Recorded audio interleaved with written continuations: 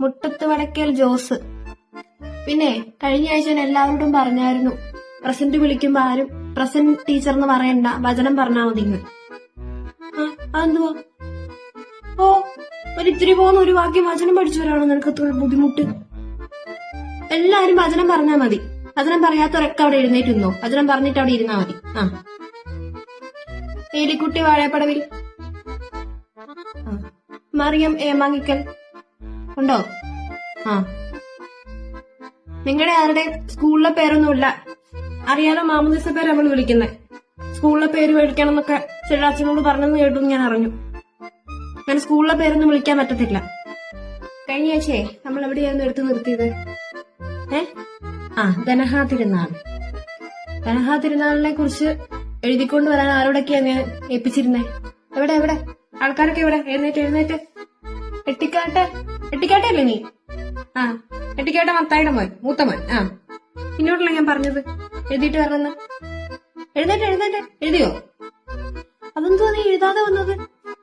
സ്കൂളിലെ പ്രൊജക്റ്റോ? വേദപാഠത്തിന് വരണം, സൺഡേ സ്കൂളിൽ വന്ന് പഠിക്കണമെന്നൊന്നുമില്ല. സ്കൂളിൽ മാത്രം പഠിച്ചാൽ മതിയല്ലോ. ദൈവവിശ്വാസം ഒന്നിനുമില്ല. എന്തു പറഞ്ഞു? സ്കൂളിലെ പ്രൊജക്ട്. ഈ ഞായറാഴ്ച ഇച്ചിരി നേരം വന്ന് ഇവിടെ വേദപാഠം പഠിക്കുന്നത്. അപ്പം എഴുതിക്കൊണ്ടുവരാൻ പറ്റത്തില്ല. വൈകിട്ട് മത്തായോടെ എന്നെ വിളിക്കാൻ പറട്ടോ. ഇരിക്കട്ടെ, നിന്നാ മതി ഇവിടെ. അടുത്ത ആളാരായിരുന്നു? എഴുന്നേറ്റ്. വായിക്ക്. അപ്പം ഇന്നത്തെ ക്ലാസ് കഴിയുക. ഓടാൻ വരട്ടെ. മണി അടിച്ചിട്ട് ഇറങ്ങി മതിയല്ല. ഇത് കഴിയുമ്പോ തെക്കേ വീട്ടിലെ മരിയേം അനന്തക്കാട്ട് വർക്കിയിരുന്ന് കണ്ടിട്ട് പോയാൽ മതി. എന്തിനാ വിളിപ്പിച്ചത് രണ്ടുപേർക്ക് അറിയാലോ അല്ലേ?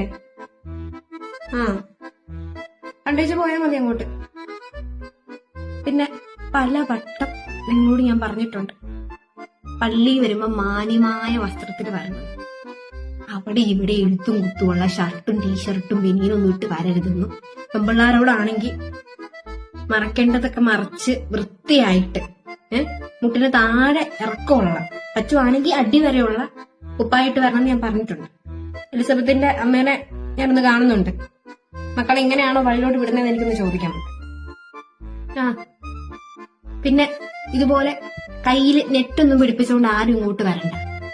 കൈന്നൊക്കെ പറഞ്ഞ നല്ല വൃത്തിക്ക് തുണിയെടുത്ത് തന്നെ കൈ വെച്ച്, നിങ്ങൾ പുറത്ത് പോകുമ്പോഴോ സ്കൂളിൽ നിന്ന് അവിടെ പോകുമ്പോഴോ ഇവിടെ പോകുമ്പോഴോ കല്യാണത്തിന് പോകുമ്പോഴൊക്കെ ഇങ്ങനത്തെ കോലം കെട്ടിപ്പോക്കോ. പള്ളി വരുമ്പോ വൃത്തിയായിട്ടും മാന്യമായിട്ടും വസ്ത്രം ധരിച്ച് വന്നോണം.